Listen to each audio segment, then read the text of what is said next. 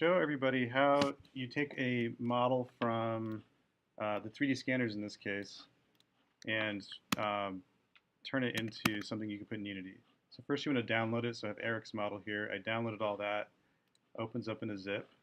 And you want to get this program. You could use any 3D modeling software, but this one is free, and you can install it on your laptop. It's called MeshLab.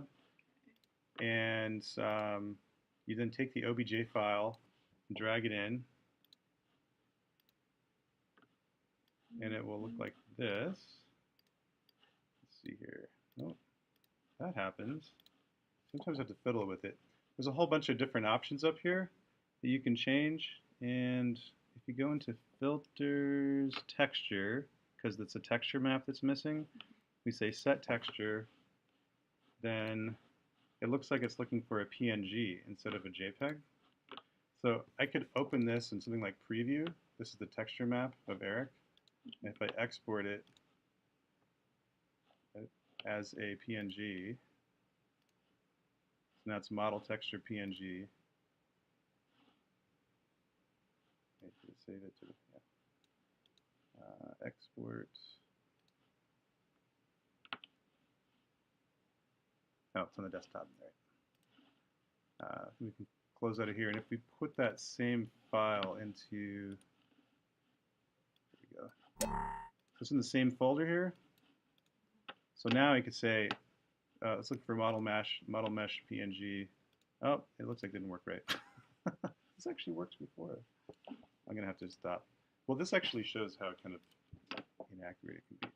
Well, since that's not, sometimes in MeshLab it's not going to work, but if you save this as a Collada, so file export mesh as,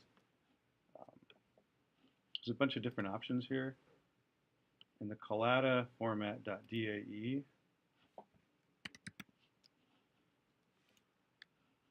seems to work better with Unity. All right, so now I have this eric.dae. I come over here to Unity, drag and import the DAE file.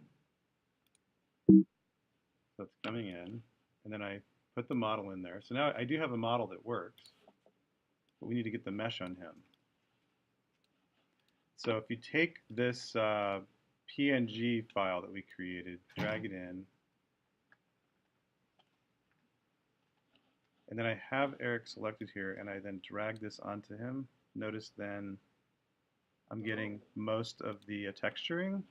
If you don't get all of it, if you open it, you'll see there's different parts. There's like 2 different parts that make him up. So you could select the other one that didn't work, and I drag that, and then it should paint that part. Let's see if it does. There we go. So now we got the hood.